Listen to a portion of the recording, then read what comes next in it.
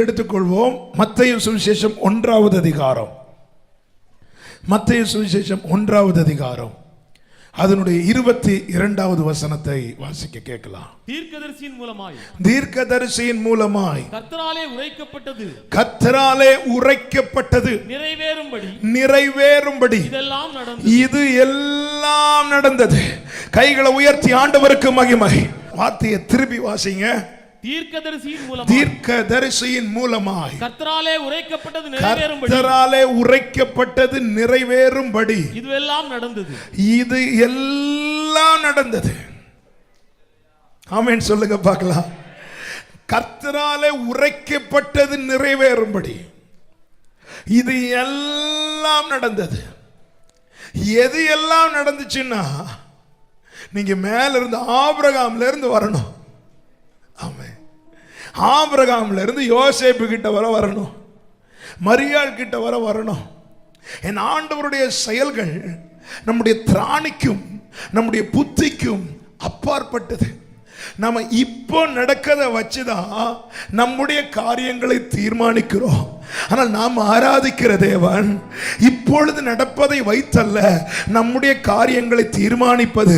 அவர் தீர்மானித்ததின் அடிப்படையில் எல்லாவற்றையும் அனுமதித்துக் கொண்டிருக்கிறார், எல்லாவற்றையும் நடப்பித்துக் கொண்டிருக்கிறார். கைகளை உயர்த்தி ஆண்டவருக்கு மகிமை. தீர்க்கதரிசியின் மூலமாய் உரைக்கப்பட்டது நிறைவேறும்படி இது எல்லாம் நடந்தது. நடந்த காரியங்கள் எல்லாம் கொஞ்சம் பிரதிகூலங்கள் தான் அதிகமாக இருக்கும். மரியாள் வாழ்க்கையில் அப்படிதான். கிருபை பெற்றவளே வாழ்க என்று தூதன் வந்து கர்த்தருடைய வார்த்தையை சொல்லும் போது மரியாள் களி கூறவில்லை, அவள் கலங்கினாள். வேதம் சொல்லுகிறது அவள் கலங்கினாளா. என்ன கலக்கம்? திடீர்னு கிருபை கிடைக்குது, திடீர்னு கிருபை கிடைக்குது. இது என்னவாய் முடியுமோ? இது எப்படிப்பட்ட வாழ்த்துதல்? ஏன் எனக்கு திடீர்னு கூப்பிட்டு கிருபையை தாராரு? யோசிக்க ஆரம்பிக்கிறார். ஆண்டவர் வார்த்தைகளை வெளிப்படுத்தும் போது கேட்க ரொம்ப சந்தோஷமா இருந்தாலும் சொல்ற, நான் இன்னும் புருஷனை அறியேனே. உடனே ஆண்டவர் சொல்றார், பரலோகம் நிழலிடம் உன்னதமானவருடைய பலம் உனக்கு வரும், உன்னில் தோன்றுவது பரிசுத்த வித்தா இருக்கும். அப்படி தீர்க்க தரிசனங்கள் எல்லாம் வந்துட்டே இருக்கு. மரியாள் சொல்றா, நான் ஆண்டவருக்கு அடிமை. விட்டு கொடுக்கிறார்கள். சொல்றாங்க, எலிசபெத் மலடி எண்ணப்பட்டவளுக்கு எலிசபெத்துக்கு இப்போ 6வது மாசம். நேர போய் சந்திக்க போனா எலிசபெத் வாழ்த்துகிறார்கள். ஆமென். எலிசபெத்தை மரியாள் வாழ்த்துகிறாள். மரியாளுடைய வாழ்த்துதலை கேட்டு வயிற்றுக்குள்ள இருக்கிற குழந்தை பரிசுத்த ஆவியினால் நிரம்பிச்சான்.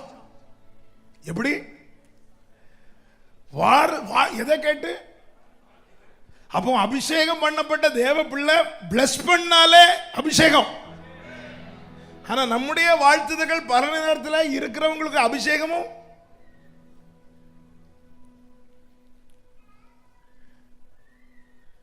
பிரைஸ் தி லார்ட் வீட்டு வாசல்ல நின்னு கூட்டிருப்பாங்கல்ல மரியாள் எலிசபெத்தை கூட்டு பிரைஸ் தி லார்ட் அப்படி சொன்னதுமே இங்க இருந்து உண்மை வாழ்த்துங்கள் வாழ்த்துங்கள் வாழ்த்துங்கள். இவர்கள் வாழ்த்துதல் கூறுகிறார்கள். வாழ்த்து நிருபங்கள் எல்லாம் படிச்சீங்கன்னா கடைசியில் அவர்கள் வாழ்த்துதல் கூறுகிறார்கள். என்னோடு இருக்கிறவர்கள் உங்களுக்கு வாழ்த்துதல். அந்த விஷ் பண்றது கூட இன்னைக்கு நமக்கு கொஞ்சம் கடினமா இருக்கு. ஆமென். விசுவாசிங்க 2 பேர் மீட் பண்றாங்க. பிளஸ் பண்றது விஷ் பண்றது உள்ள இருக்கிற பிள்ளை பரிசுத்த ஆவியில நிரம்புதான். அப்படின்னா எவ்வளவு மனதார வாழ்த்திருப்பார்கள். மற்றவர்களை ஆசீர்வதிக்க தேவன் நம்மை வைத்திருக்கிறார். நம்புறவங்க மட்டும் கைகளை உயர்த்தி ஆமென். ஒரு நாளும் பெற்றோர் பிள்ளைகளை பார்த்து சாப வார்த்தைகளை சொல்லாதிருங்கள். மற்றவர்களை பார்த்து சொல்லாதிருங்கள். நீங்கள் அவர்களை ஆசீர்வதி. 1 பேதுரு தானே அப்படி ஒரு வார்த்தை இருக்கு. சில நேரத்தில் சம்பந்தமே இல்லாம லைன் போகும். ஆமென். 1 பேதுரு 3வது அதிகாரம் 8-9 வசனங்களை வாசியுங்கள். மேலும் நீங்கள் எல்லாரும் ஒருமனப்பட்டவர்களும் இரக்கமுள்ளவர்களும் சகோதர சிநேகம் உள்ளவர்களும் மன உருக்கம் உள்ளவர்களும் இணக்கம் உள்ளவர்களுமாய் இருந்து தீமைக்கு தீமையையும் தீமைக்கு தீமையையும் உதாசனத்துக்கு உதாசனத்தையும் சரி கட்டாமல் அதற்கு பதிலாக நீங்கள் ஆசீர்வாதத்தை சுதந்தரித்துக் கொள்ளும்படி அழைக்கப்பட்டவர்கள் என்று அறிந்து ஆசீர்வதிங்க. ஆமென் ஆமென். ஸ்டார்ட் பண்றீங்களா?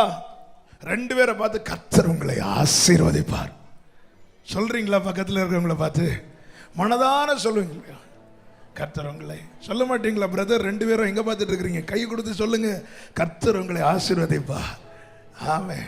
சிலர் இப்படி இந்த பழைய காலத்தில் துண்டை போட்டுட்டு, இந்த துண்டு போட வேலை இங்க இருக்கக்கூடாது. முகத்து கர்த்தர் உங்களை ஆசீர்வதிப்பார். ஆமென் ஆமென். என்னுடைய வாழ்த்துதல் கேட்கிறவங்களுடைய உள்ள இருக்கிற பிள்ளை கூட துள்ளணுமா? ஆமென் சொல்லுங்க. என்ன இப்படிதாங்க இருக்கணும். ஹல்லேலூயா. இதுக்கு எங்க வர வாங்க கிடைக்கும்? எங்க வர வாங்க? நல்ல மனசு இருக்கணும்.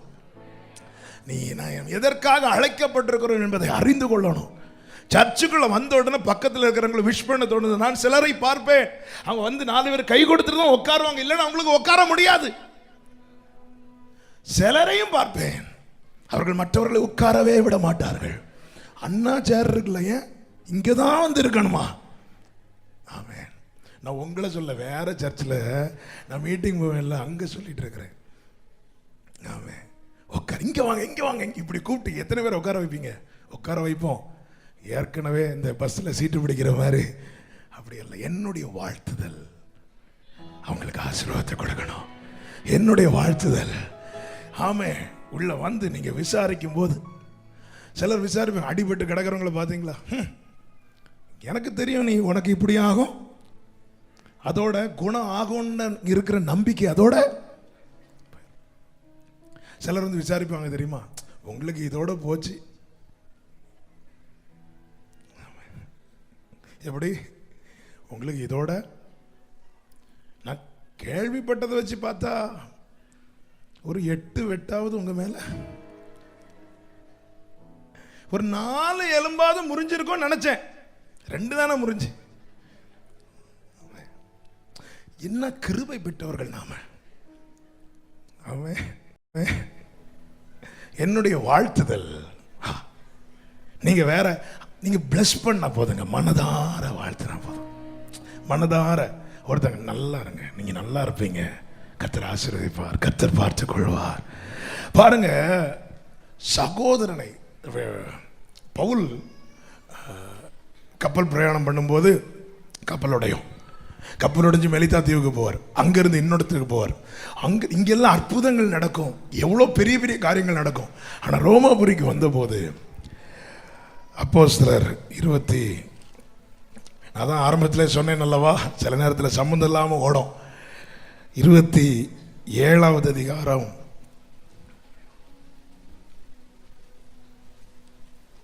28வது அதிகாரம் 15வது வசனத்தை வாசிங்க. 15. அவ்விடத்தில் உள்ள சகோதரர்கள் நாங்கள் வருகிற செய்தியை கேள்விப்பட்டு சிலர் அபிபுரம் வரைக்கும், சிலர் 3 சத்திரம் வரைக்கும் எங்களுக்கு எதிர்கொண்டு வந்தார்கள். அவர்களை பவுல் கண்டு தேவனை ஸ்தோத்தரித்து தைரியம் அடைந்தார். ஹலோ, அவர்களை பவுல் கண்டு என்ன அடைந்தானா? பாம்பு கடிச்சது, அற்புதம் நடந்துச்சு. கப்பல் உடைஞ்சது, அற்புதம் நடந்துச்சு. அற்புதங்கள் நடக்கும். ஆனா பவுலுக்கு எப்ப தெரியும் தைரியம் வந்துச்சு? விசுவாசிகளை பார்க்கும் போது. இங்க வந்து எத்தனை பேருக்கு தைரியம் கிடைக்குது, எத்தனை பேருக்கு தைரியம் போகுது? நம்முடைய வாழ்த்துதல் மற்றவர். அதனாலதான் நம்முடைய காரியத்தை அவிசுவாசிங்க கிட்ட ஷேர் பண்ணக்கூடாது. அவங்க மாம்சீகமான ஆலோசனைகளை தான் முன்வைப்பார்கள். மாம்சீக ஆலோசனை தேவ திட்டத்துக்கு கம்ப்ளீட் அகைன்ஸ்டா இருக்கும். எனவேதான் மாம்ச சிந்தை தேவனுக்கு விரோதமான பகை. ஆமென். இந்த வாழ்த்துதலை தொட்டதுனால நான் இது சொல்றேன், நல்ல மனதார வாழ்த்துங்க. இதுதாங்க நீங்க அவங்களுக்கு செய்யறது. ஆமென். நீங்க கொடுக்கிற பணத்தை காட்டிலும் நீங்க மனதார ஆராதனை முடிச்சு போகும்போது 2 பேரை பிளஸ் பண்ணிட்டு போங்க. இன்னைக்கு சொன்ன வாக்குத்தத்தத்தின் வார்த்தை உங்க வாழ்க்கையில நடக்கணும். பிளஸ் பண்ணிட்டு போங்க. கர்த்தர் செய்வார்னு சொல்லிட்டு போங்க. அப்படி சொல்லிட்டு போவேன்னு சொல்றவங்க கையை உயர்த்தி ஹalleluya. புதுசா வந்திருப்பாங்க உங்க பக்கத்துல. பிளஸ் பண்ணுங்க, விசாரிங்க, வாழ்த்துங்கள். மரியாளுடைய வாழ்த்துதலை கேட்டு எலிசபெத் வயிற்றில் இருந்த பிள்ளை துள்ளிச்சான். பரிசுத்த ஆவியினால நிரம்பிச்சு. மனதார பிளஸ் பண்ணுங்க, கர்த்தர் ஆசீர்வதிப்பார். நான் சொல்ல வருகிற செய்திக்குள் வர விரும்புகிறேன். நல்ல கவனமா கேளுங்க. தேவன் ஒரு காரியத்தை செய்யும் போது அந்த காரியத்தை ஒரு காரியத்தை சொன்னார்னா அதை செய்து முடிப்பார். மரியாள் வாழ்க்கையில் இந்த வாழ்த்துதலோடு நிற்கவில்லை. அடுத்து ஒரு பெரிய கொடுங்காற்று வீசுது. என்ன தெரியுமா? யோசேப்பு அவளை தள்ளிவிட நினைத்தான். இதெல்லாம் ஏன் நடக்குது? என் வாழ்க்கையில ஏன் இதெல்லாம் நடக்குது? சர்ச்சுக்கு வரும்போது எனக்கு நல்ல ஆறுதலான வார்த்தை, ஆரோக்கியமான வசனம். வெளியே போனா கொடுங்காற்று. ஏன் இதெல்லாம் எனக்கு இப்படி நடக்குதுன்னு கேட்டா அதற்கான பதில் தான் கர்த்தரால் உரைக்கப்பட்டது நிறைவேறும்படி இது எல்லாம் நடந்தது. இந்த 2019ல என் வாழ்க்கையில் நடந்தது கர்த்தரால் உரைக்கப்பட்டது நிறைவேறும்படியாக என்று நம்புகிறவர்கள் மாத்திரம். உங்களுக்கு எப்படி தேவனை மகிமைப்படுத்த தோணுதோ, எப்படி ஆண்டவரை உயர்த்த தோணுதோ, எப்படி ஹalleluya. நல்ல கவனமா கேளுங்க. தேவன் ஒரு காரியத்தை செய்யும் போது 3 விதங்களில் அந்த காரியத்தை செய்கிறார். கர்த்தருடைய வசனம் நிறைவேறுகிற காரியத்தில் தேவன் ஒன்றை எப்படி செயல்படுத்துகிறார் என்றால் 3 வழிகளில், 3 விதங்களில். முதலாவது, தேவன் அந்த விஷயத்தை நிர்ணயம் பண்ணுகிறார். முதலாவது அந்த காரியத்தை தேவன் நினைக்கிறார் அல்லது தீர்மானிக்கிறார், நிர்ணயம் பண்ணுகிறார். இரண்டாவது, எதை நிர்ணயம் பண்ணுகிறாரோ, எதை தீர்மானித்தாரோ அதை அவர் உரைக்கிறார். முதலாவது நிர்ணயம் பண்ணுகிறார், இரண்டாவது உரைக்கிறார், மூன்றாவது அதை செய்கிறார். இந்த 3 காரியங்களை நாம் எனக்கு தியானிக்க போற நேரம் எப்படி ஒத்துழைக்கும் என்று தெரியவில்லை. 3லும் அநேக காரியங்களை தியானிக்க வேண்டி இருக்கிறது. முதலாவது, தேவன் ஒரு காரியத்தை செய்வதற்கு முன்னே அந்த காரியத்தை தேவன் நிர்ணயம் பண்ணுகிறார். எடுத்து வாசியுங்கள். ஏசாயா 14வது அதிகாரத்தின் 24வது வசனம். 14:24 நன்றாய் தெரிந்த வசனம். கடந்த ஆண்டிலே நமக்கு வாக்குத்தத்தமாய் கொடுக்கப்பட்ட வார்த்தை. வாசியுங்கள். நான் நினைத்திருக்கிறபடியே நடக்கும். நான் நிர்ணயித்தபடியே நிலைத்து நிற்கும். கரங்களை உயர்த்தி ஹalleluya. நான் நினைத்திருக்கிற. அப்படி 27வது வசனத்தை வாசிங்க. சேனைகளின் கர்த்தர் இப்படி நிர்ணயித்திருக்கிறார். சேனைகளின் கர்த்தர் இப்படி நிர்ணயித்திருக்கிறார். யார் அதை வியர்த்தமாக்குவான்? யார் அதை வியர்த்தமாக்குவான்? அப்படின்னா யார் அதை உடைச்சு போடுவான்? யார் அதை தடை செய்வான்? யார் அதை அவமாக்குவான்? கர்த்தர் நினைத்திருக்கிறபடி, கர்த்தர் நிர்ணயித்தபடி தான் நடக்கும். நம்புறவங்க கரங்களை உயர்த்தி ஒரு விசை கூட ஹalleluya. நம் தேவன் யார் என்பதை நாம் அறிந்து கொள்ள வேண்டும். வேதம் அதை நமக்கு தெளிவாய் கற்றுக் கொடுக்கிறது, காண்பித்துக் கொடுக்கிறது. நம்ம ஆண்டவருடைய வல்லமை. நான் மெடிடேஷன் பகுதியில் சொன்னேன், தாவீதுடைய சக்சஸுக்கு ஒரு ரீசன் என்ன அப்படின்னா, அவன் தேவனை பார்த்த விதம் அப்படிப்பட்டதா இருந்தது. ஆண்டவரே சொன்னார், என் தாசனாகிய தாவீதை கண்டுபிடித்தேன், அவன் என்னை நோக்கி என் பிதா, என் இரட்சகர், என் கன்மலை என்று சொல்லுவான். என்ன தாவீது அவர் அப்படி பார்க்கிறான். சவுலுக்கு முன்னாடி நிற்கும் போதும் சரி, சிங்கத்துக்கு முன்னாடி நிற்கும் போதும் சரி, கோலியாத்துக்கு முன்னாடி நிற்கும் போதும் சரி, ஒரு காரியம் தேவன் உரைக்கும் போது அதை சொல்லுகிறவர் யார் என்பதை பார்க்கணும். என் ஆண்டவர் நினைத்திருக்கிறபடி நடக்கும், நிர்ணயித்தபடி நிலை நிற்கும். என் ஆண்டவருடைய வல்லமை எப்படிப்பட்டது?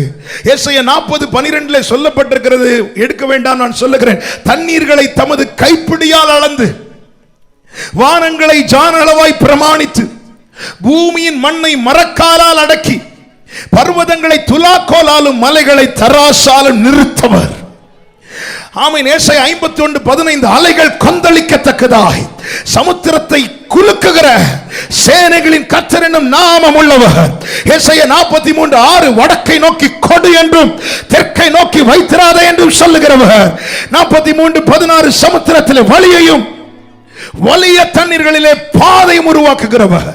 எபிரேயர் 1:2 வசனங்களிலே உலகங்களை சிருஷ்டித்தவர், சர்வத்தையும் தம்முடைய வல்லமை உள்ள வசனத்தாலே தாங்குகிறவர், வானாதி வானங்கள் கொள்ளாதவர்.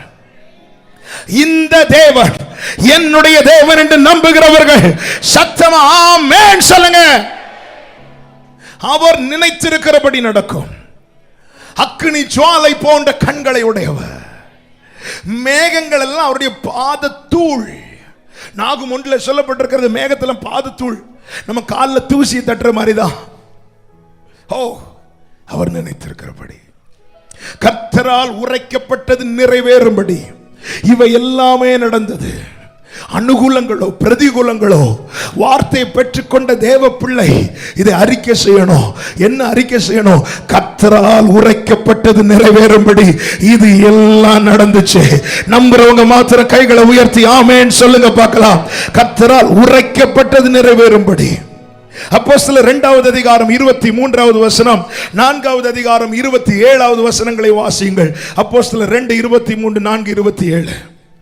அப்படி இருந்தும் தேவன் நிர்ணயித்திருந்த ஆலோசனையின்படியே அவருடைய முன்னறிவின்படியேயும் ஒப்பு கொடுக்கப்பட்ட அந்த இயேசுவை, அப்ப இயேசு ஒப்பு கொடுக்கப்பட்டது அவர் அறியாமல் அல்ல, அவர் நிர்ணயித்தது.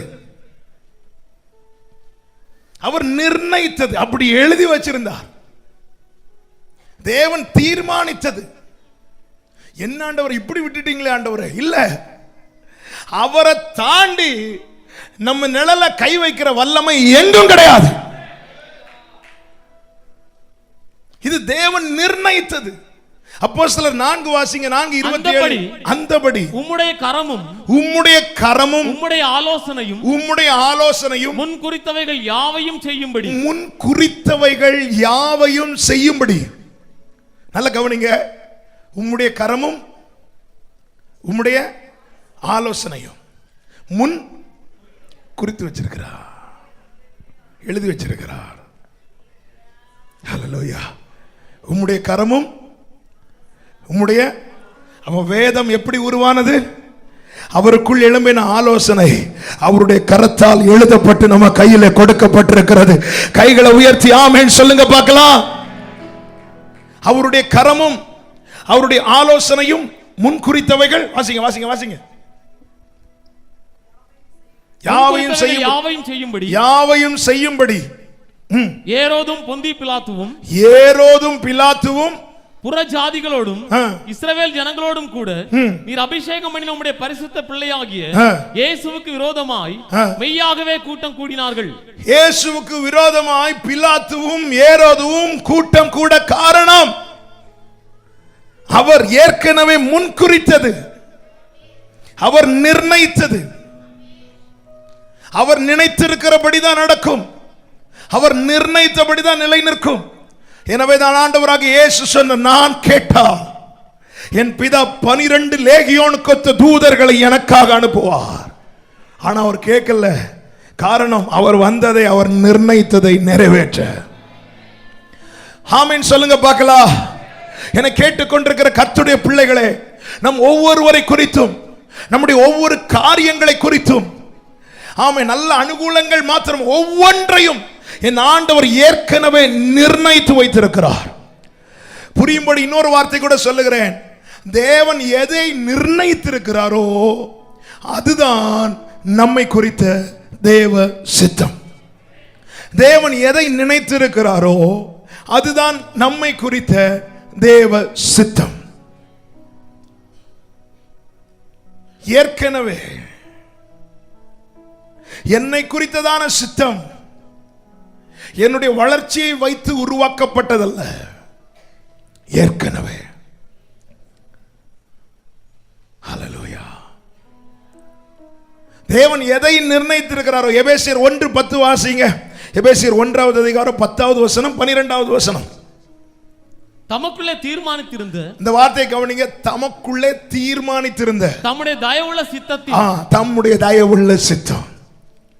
தமக்குள்ள என்ன தீர்மானிக்கிறாரோ அதுதான் சித்தம். ஏற்கனவே அவர் நிர்ணயித்திருக்கிறார், ஒவ்வொன்றையும் தீர்மானிக்கிறார். 12வது வசனத்தை வாசிங்க. சித்தத்தின் ஆலோசனைக்கு தக்கதாக, தம்முடைய சித்தத்தின் ஆலோசனைக்கு தக்கதாக எல்லாவற்றையும் நடப்பிக்கிற, எல்லாவற்றையும் நடப்பிக்கிற அவருடைய தீர்மானத்தின்படி, அவருடைய தீர்மானத்தின்படி நாங்கள் முன் குறிக்கப்பட்டு கிறிஸ்துவுக்குள் அவருடைய சுதந்திரமாகும்படி. ஆமென். போதும். அவர் என்ன தீர்மானிக்கிறாரோ, அவர் என்ன நிர்ணயித்திருக்கிறாரோ அதுதான் நம்மை குறித்த பிதாவின் சித்தம். என் ஆண்டவராக இயேசு கிறிஸ்து ஜெபிக்க சொல்லிக் கொடுக்கும் போது இப்படி சொன்னார், உம்முடைய சித்தம் பரலோகத்தில் செய்யப்படுவது போல பூமியிலேயும் செய்யப்படுவதாக. நல்ல கவனமா கேளுங்க, கர்த்தருக்கு மகிமை உண்டாவதாக. அப்போ நான் ஏதோ 10 பேர் கூடின கூட்டத்தில் எப்படியோ தெரியாம வந்துட்டேன் அல்ல. எப்படி ரட்சிக்கப்பட்டீங்கன்னு கேட்ட அநேகருக்கு ரட்சிக்கப்பட்டது கூட எனக்கு சொல்ல தெரியாத நிலை. அது தப்போ பாவமோ என்று நான் சொல்ல வரவில்லை. இங்க இருக்கிற ஒவ்வொருவரும் கேட்கணும்.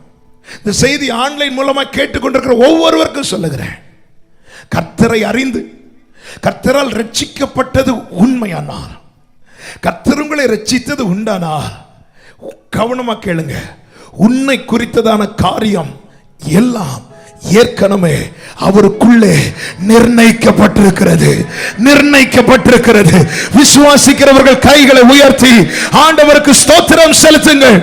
ஏற்கனவே நிர்ணயிக்கப்பட்டிருக்கிறது. ஆண்டவராக இயேசு கிறிஸ்து இதை நிறைவேற்றும்படி வந்தார், சித்தம் செய்ய வந்தார். சித்தமே என் போஜனம் என்று சொன்னார்.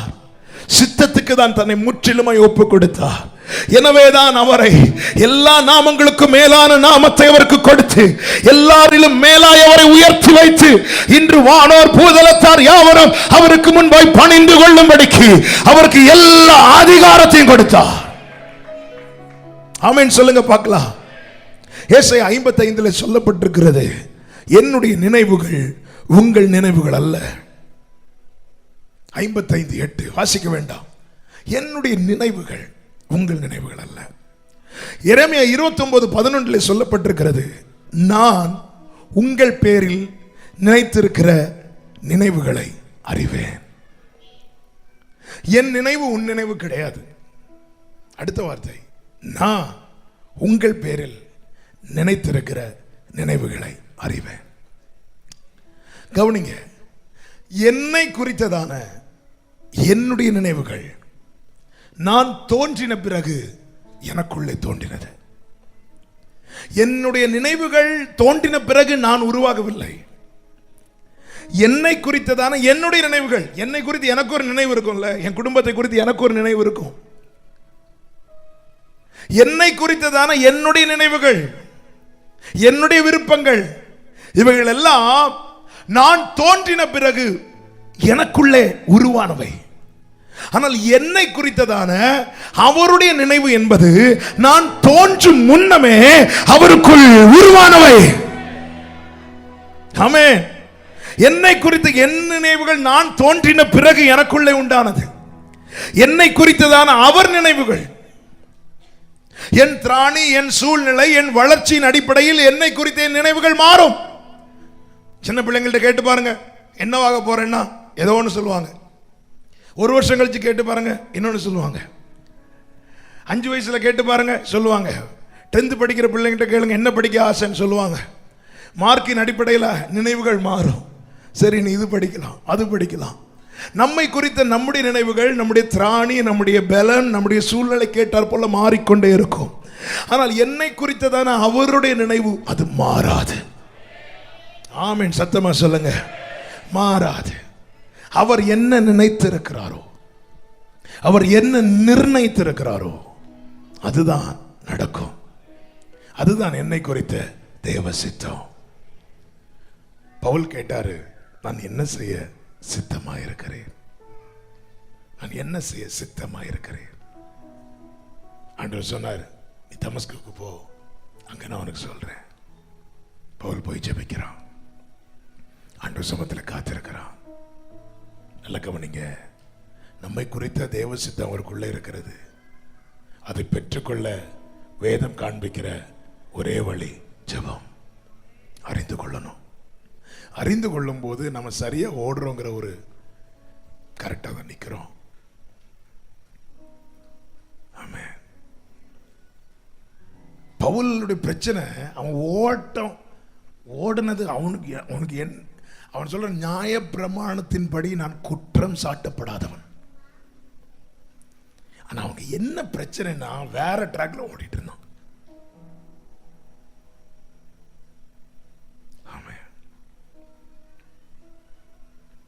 எனக்கு தெரிந்த ஒரு சகோதரர் ட்ரிவாண்ட்ரத்துலேருந்து நாகர்கோயிலுக்கு வரணும். டிக்கெட் எடுத்துட்டு ட்ரெயினில் ஏறி உக்காந்தார். 2 மணி இருக்கு ஒரு தாண்டினதுக்கப்புறம் நாகர்கோயில் வரல. இன்னும் கொடு மலையாளம் தான் பேசிட்டே இருக்கிறாங்க. கடைசியில் எங்கேன்னு கேட்டா காயங்குளம். ட்ரெயின் எங்க நிற்கும்? அண்ணா நிற்கினாரு. அண்ணான்னா அதில் ஒரு 4 ட்ராக் இருக்கு. இவர் அவசரத்தில் ஏறி ட்ரெயினில் ஏறி டிக்கெட் எடுத்தது உண்மை. டிக்கெட்டுக்கு பைசா கொடுத்து தான் எடுத்தார், அதுவும் உண்மை. ஆனால் ட்ரெயின் கிளம்பிச்சு, நான் சரியான ட்ராக்ல தான் இருக்கிறேன், சரியான ட்ரெயினில் இருந்தது உண்மைதான். ட்ரெயின் ரோட்டில் ஓடலை, ட்ராக்ல தான் ஓடிச்சு, எல்லாம் உண்மைதான். ஆனால் டைரக்ஷன் வேற. அப்புறம் அங்கிருந்து வந்தார், அது வேற கதை. நம்ம பல நேரத்தில் டிக்கெட்டு வாங்கிட்டு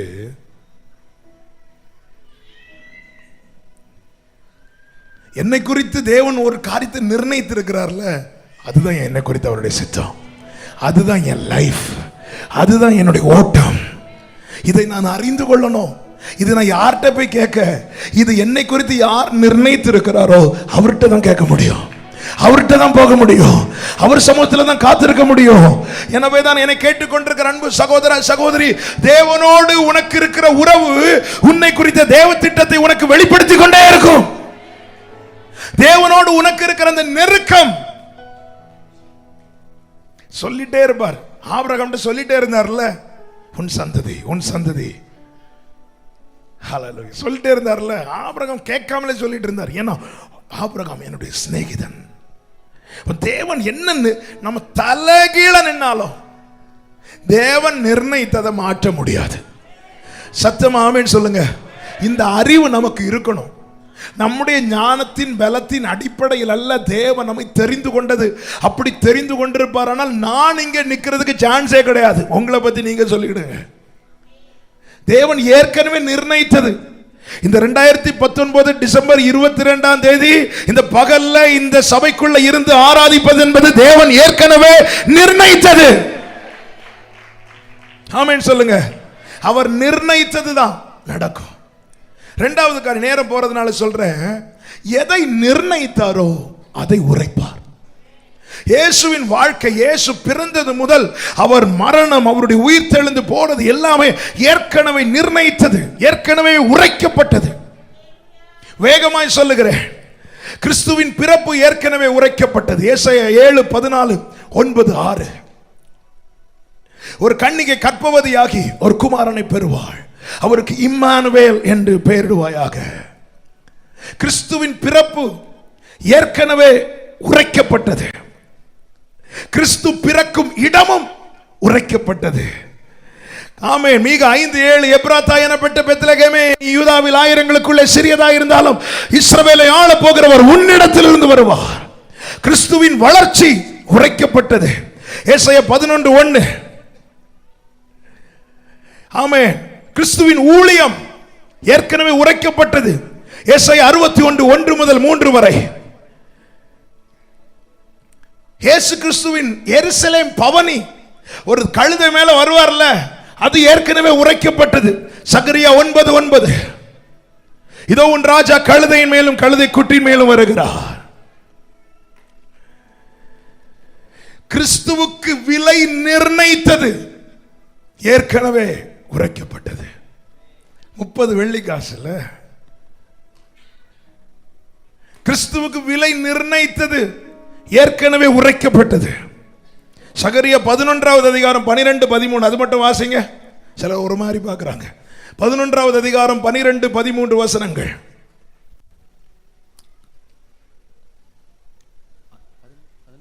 பதினொன்றாவது அதிகாரம் 12, 13. உங்கள் பார்வைக்கு நன்றாய் கண்டால் என் கூலியை தாருங்கள், இல்லாவிட்டால் இருக்கட்டும் என்று அவர்களோட சொன்னேன். அப்பொழுது எனக்கு கூலியாக 30 வெள்ளிக்காசை நிறுத்தார். கிறிஸ்துவின் விலை நிர்ணயிக்கப்பட்டிருந்தது. கிறிஸ்துவை காட்டி கொடுப்பவனை குறித்தும் ஏற்கனவே உரைக்கப்பட்டது. சங்கீத 41:9 என்னோட அப்பம் புசித்தவன் எனக்கு குதிகாலை தூக்கினான். கிறிஸ்து ஒப்பு கொடுக்கப்படுவதை குறித்தும் நொறுக்கப்படுவதை குறித்தும் ஏசாயா 53 உரைக்கப்பட்டது. சங்கீதம் 22 உரைக்கப்பட்டது. சிலுவையில் இயேசு சொன்ன அதே வார்த்தை ஏற்கனவே உரைக்கப்பட்டது. நம்முடைய வாயிலிருந்து ஒரு வார்த்தை பிறப்பதற்கு முன்னே என்ன பேசுறோம் அவர் அறிந்திருக்கிறார். நாம் யாரை சேவிக்கிறோம், யாரை ஆராதிக்கிறோம் என்பதை அறிந்து புரிந்து உணர்ந்து கொள்ளதான் இவங்களை எல்லாம் சொல்றேன். பிறக்கிற இடம், எப்போ பிறப்போம், வளர்ச்சி, வாழ்க்கை, கூட இருக்கிறவன் பண்ற துரோகம், மனுஷன் போடுற வேலை. பரலோகம் இயேசுவை எப்படி பார்த்துச்சுல்ல, ஆனா மனுஷன் எப்படி பார்த்தா பார்த்தீங்களா? 30 வெள்ளிக்காசு. இன்னைக்கு உலகம் நிர்ணயிக்கிற வேலை, உலகம் ஒன்ன சீப்பா பார்க்கிறது கூட அவருக்கு தெரியும். நொறுக்கப்படுவது, உடைக்கப்படுவது. அதான் சொல்ற, அவருடைய யோசனையும் அவருடைய ஆலோசனையும் அவருடைய வார்த்தையும் அதுக்கு மிஞ்சி ஒண்ணு கூட நம்முடைய வாழ்க்கையில நடக்கவில்லை, நடக்காது, நடக்காது, நடக்காது. ஏரோதும் பிலாத்துவும் கூடி ஆலோசனை பண்ணாங்க. அவங்கள்ட்ட கேட்டா சொல்லுவாங்க, எங்க கிட்ட அதிகாரம் இருக்கும். பைபிள் சொல்லுது, பரலோகத்தில் வீற்றிருக்கிறவர் நகைப்பார். உனக்கு விரோதமாய் ஒரு டீம் எழும்புறாங்கன்னா அது கூட அவருக்கு தெரியும். இன்னைக்கு உன் கூட இருக்கிறவங்க நாளைக்கு எப்படி உனக்கு விரோதமாய் எழும்ப போறாங்க என்பது அவருக்கு தெரியும். இன்னைக்கு உனக்கு அகைன்ஸ்டா இருக்கிறவங்க நாளைக்கு உனக்கு பட்சமா வர எல்லாமே தெரியும். எல்லாம் அறிந்தவரை நான் ஆராதிக்கிறேன் என்கிற நிச்சயம் உள்ளவர்கள் கைகளை உயர்த்தி ஹalleluya. துன்மார்க்கரோடு அவருக்கு குழியை நிர்ணயம் பண்ணினார்கள். 2 கள்ளர்கள் நடுவில் அரைக்கப்பட்டது, முன்குறிக்கப்பட்டது. அவருடைய மரணம் முன்குறிக்கப்பட்டது. ஆனால் அவர் மரித்த போது ஐஸ்வர்யவான்களோடு கூட இருந்தார். ஒரு ஐஸ்வர்யவான் அவருடைய சரீரத்தை எடுத்து அடக்கம் பண்ணினது உரைக்கப்பட்டது. அவருடைய உயிர்த்தெழுதல் உரைக்கப்பட்டது. அவர் எடுத்துக்கொள்ளப்பட்டது உரைக்கப்பட்டது. அவர் மீண்டும் வரப்போகிறது, அதுவும் உரைக்கப்பட்டிருக்கிறது. இவைகள் எல்லாம் நடந்தது உண்மையானால் இயேசு சீக்கிரம் வரப்போகிறார். மாரநாதா. நல்ல கைகளை தட்டி ஆண்டவருக்கு மகிமை. அவர் எதை தீர்மானித்திருக்கிறாரோ, அவர் எதை நிர்ணயித்திருக்கிறாரோ அதை தான் உரைக்கிறார். அப்படின்னு என்ன அர்த்தம்? அவர் மனுஷன் கிடையாது. மனுஷன் என்ன நினைக்கிறது ஒண்ணு, பேசுறது ஒண்ணு. என் அப்பா அப்படி கிடையாது, என் ஆண்டவர் அப்படி கிடையாது. அவர் யோசனையில் வல்லவர், செயல்களில் மகத்துவர். நல்ல கரங்களை தட்டி ஆண்டவருக்கு மகிமை செலுத்துங்க. அவர் உரைக்கிறார். எதை தீர்மானிக்கிறாரோ அதை உரைக்கிறார். 3வது காரியத்தை சொல்லி நான் முடிக்கிறேன். எதை தீர்மானித்தாரோ அதை தான் உரைத்திருக்கிறார். எதை உரைத்தாரோ அதை செய்து முடிக்கிறார். எசேக்கியேல் 36, 37, 37, 14 2 வசனங்களை வேகமாய் வாசியுங்கள். கர்த்தராகிய நான் நிர்மூலமானவர்களை கட்டுகிறேன் என்றும் பாழானதை பயிரிலமாக்குகிறேன் என்றும் அப்பொழுது உங்களை சுற்றிலும் உள்ள மீதியான ஜாதிகள் அறிந்து கொள்வார்கள். கர்த்தராகிய நான் இதை சொன்னேன், இதை செய்வேன். கர்த்தர் எதை சொன்னாரோ அதை செய்வார். எத்தனை பேர் நம்புறீங்க? நம்ம ஆண்டவர் சமூகத்தில் இருக்கும்போது நல்ல கவனமா கேளுங்க. கரெக்டா 5 நிமிஷம் இருக்கு, கொஞ்சம் 2-3 நிமிஷம் முன்ன பின்ன எடுப்பேன். ஆனா அந்த வார்த்தையை நல்லா கேட்கணும்.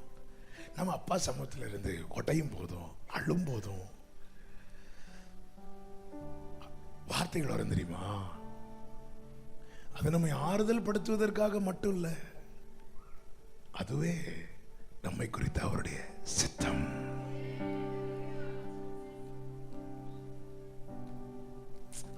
ஆறுதலா இருந்துச்சு. ஆறுதல் படுத்த மாத்திரமல்ல, அதுவே நம்மை குறித்த, அதான் சொன்னல, உள்ள ஒண்ணு வச்சுட்டு வெளியே பேசுகிறவர் அல்ல. ஹல்லேலூயா. திடீர்னு, அதாவது நம்ம, என்னுடைய நினைவு அவருடைய நினைவு அல்ல. கூப்பிட்டு திடீர்னு பேசுறாரு, சம்பந்தமே இருக்காதுல்ல. ஆபிரகாம்கிட்ட பேசுனதை நம்ம கிட்ட பேசிட்டு இருப்பார் சில நேரத்தில். தாவீதுகிட்ட பேசுறது நம்ம கிட்ட பேசிட்டு இருப்பாரு. யோவான்கிட்ட பேசுறது நம்ம கிட்ட பேசிட்டு இருப்பாரு. சரி, ஏதாவது பேசி அனுப்பி விடுவோம், அப்படி அல்ல. ஒரு வேர்டு வரதான். செப்டம்பர் மாதத்தில் எத்தனை பேருக்கு ஞாபகம் இருக்குன்னு தெரியல, ஆனா சிலர் அதை ஃபாலோ பண்றீங்க. எல்லாவற்றையும் ஒரு புஸ்தகத்தில்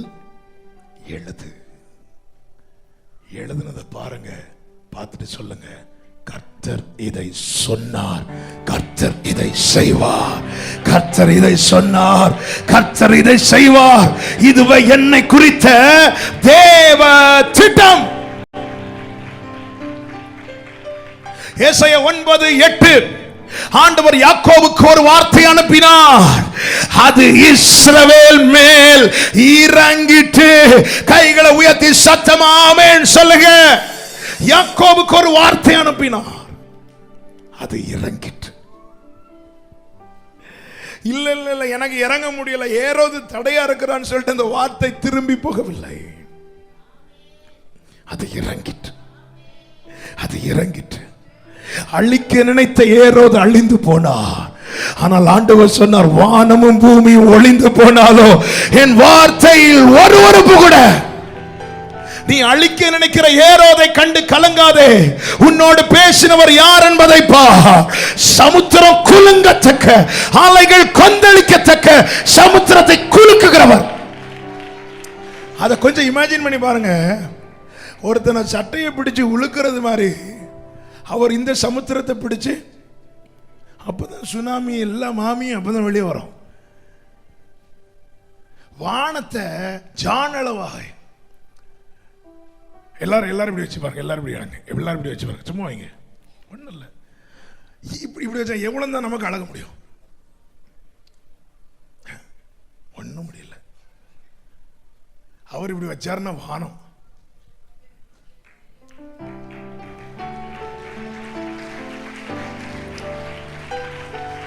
எனக்கு சந்தோஷம் அவருடைய கை வானத்தை அளக்கும் என்பதல்ல.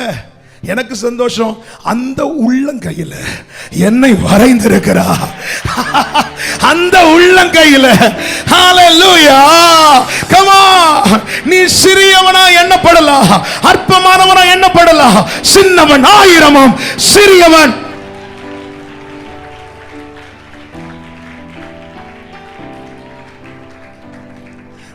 ஓட்டர் லிஸ்ட்ல உன் பேர் எடுபடலாம். நிறைய பேருக்கு ஏமாட்டம் வந்துச்சுல்ல. என்ன பிரதர், சாலமன் பிரதர் காலையிலே குளிச்சுட்டு போய் கியூல நின்று பார்க்குறாரு, லிஸ்ட்லேயே இல்லை. ஆமாம், அது மனுஷனுடைய தந்திரத்தினால ஓட்டர் லிஸ்ட்லேருந்து என்ன அழிக்க முடியும், ரேஷன் கார்டுலேருந்தும் என்ன மாற்ற முடியும். ஆனால் என் அப்பா கையில் இருந்து என்ன,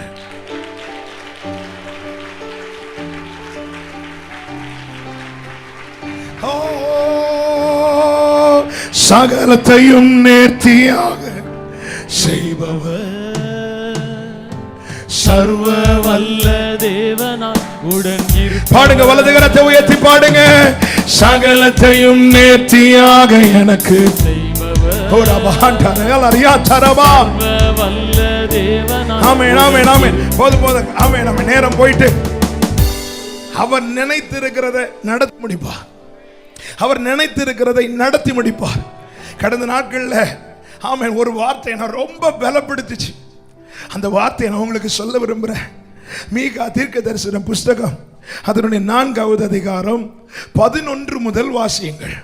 4வது எங்கள் கண் அவளை காண்பதாக, சீயோன் தீட்டுப்படுவாளாக, எங்கள் கண்கள் அவளை காண்பதாக என்று சொல்லி அநேக ஜாதியார் உனக்கு விரோதமாக கூடியிருக்கிறார்கள். அநேகர் உனக்கு விரோதமாய் கூடியிருக்கிறார்கள். ஆனாலும், இந்த வார்த்தைக்கு ஆனாலும், அவர்கள் கர்த்தருடைய நினைவுகளை அறியாமலும் கர்த்தருடைய நினைவுகளை அறியாமலும் அவருடைய யோசனையை உணராமலும் இருக்கிறார்கள். அவருடைய யோசனை உணராமலும் இருக்கிறார்கள். அவர் அரிக்கட்டுகளைப் போல. கவனிங்க, அதுக்கு மேல பாத்தீங்கன்னா சீயோன் கதறுது, வேதனையில கதறுது.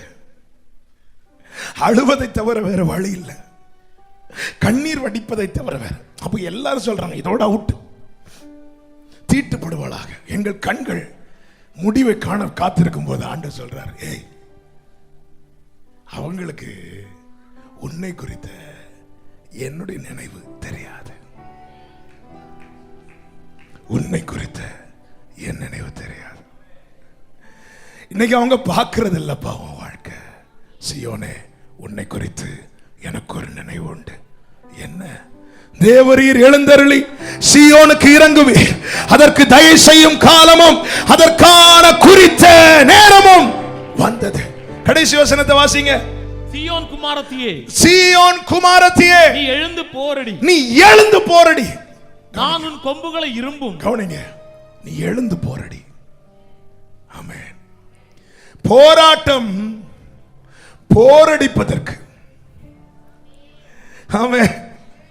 உன்னை போராடுகிறவனாய் அவர் பார்க்கவில்லை, நீ போரடிக்கிறவனாய் அவர் உன்னை பார்க்கிறார்.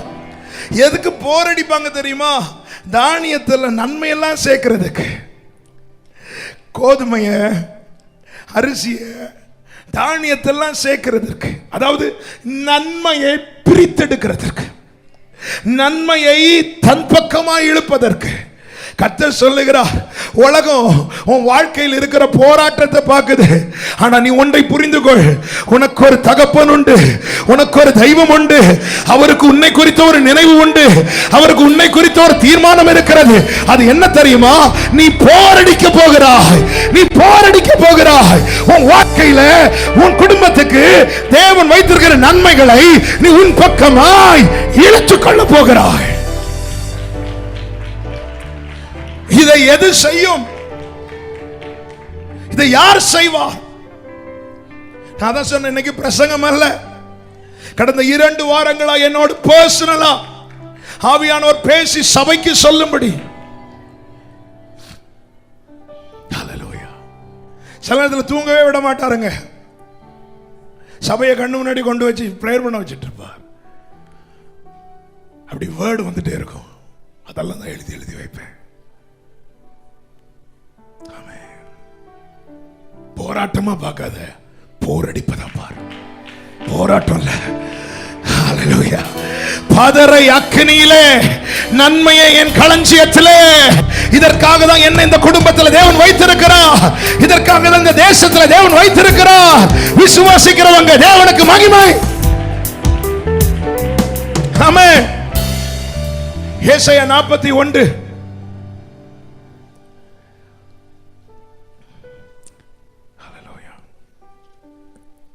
ஏசாயா 41 13 முதல் வாசியுங்கள்.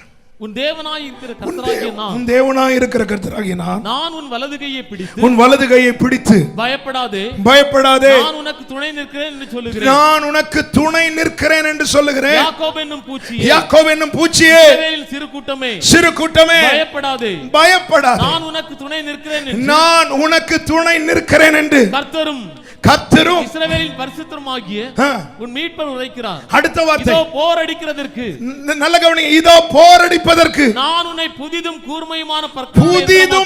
கூர்மையுமான பற்கள் உள்ள எந்திரமாக்குகிறேன். நீ மலைகளை மிதித்து நொறுக்கி குன்றுகளை பதருக்கு ஒப்பாக்கி விடுவாய், அவைகளை தூற்றுவாய். அப்பொழுது காற்று அவைகளை கொண்டு போய் சுழல் காற்று அவைகளை பறக்கடிக்கும். ஆமென். கவனிங்க, புதிதும் கூர்மையுமான பற்கள் உள்ள இயந்திரமாக்குவேன். த்ரெஷர்ல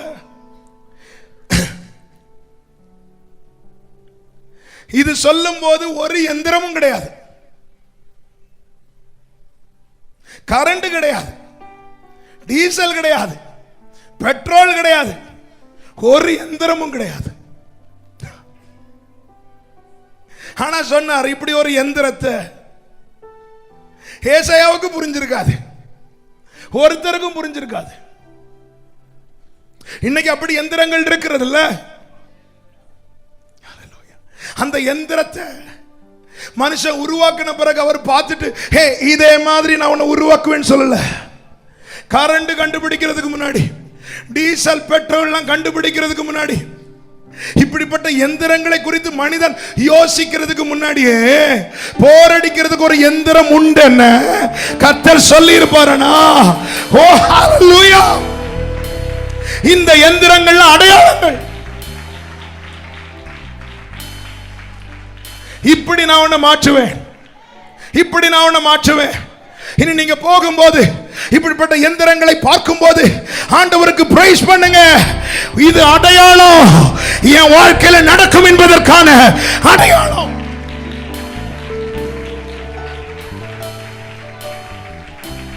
அடையாளம். 20 வாசிங்க. 20. கர்த்தருடைய கரம் அதை செய்தது என்றும். இது எது செய்யுமா? சத்தமாமேன் சொல்லுங்க. நான் உருவானவன் அல்ல, அவரால் உருவாக்கப்படுகிறவன். அவரால் கர்த்தருடைய கரம் இதை செய்ததென்றும் இஸ்ரவேலின் பரிசுத்தர் அதை படைத்தார் என்றும் யாவரும் கண்டு உணர்ந்து சிந்தித்து அறிவார்கள். நீ அவைகளை தூற்றுவாய். இன்னைக்கு நன்மை அனுபவிக்க முடியாம சில பதறு, சில காரியங்கள் மேல பறந்துட்டு இருக்கு. ஒன்னு உருவாக்கின கர்த்தருக்கு இனி ஒரு காரியத்தை செய்ய முடியும். என்ன தெரியுமா?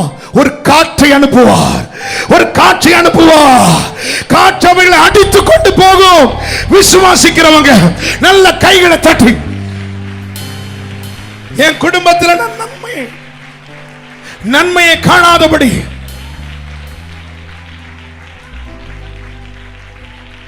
ஒரு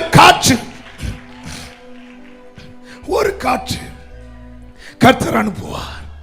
ஆமென் சொல்லுங்க. ஹalleluya. அவர் நினைத்திருக்கிறது நடக்கும், அவர் நிர்ணயித்தது நிலை நிற்கும். அவர் சொன்னதை செய்வார், செய்து முடிப்பார். கர்த்தரால் உரைக்கப்பட்டது நிறைவேறும். கண்களை மூடி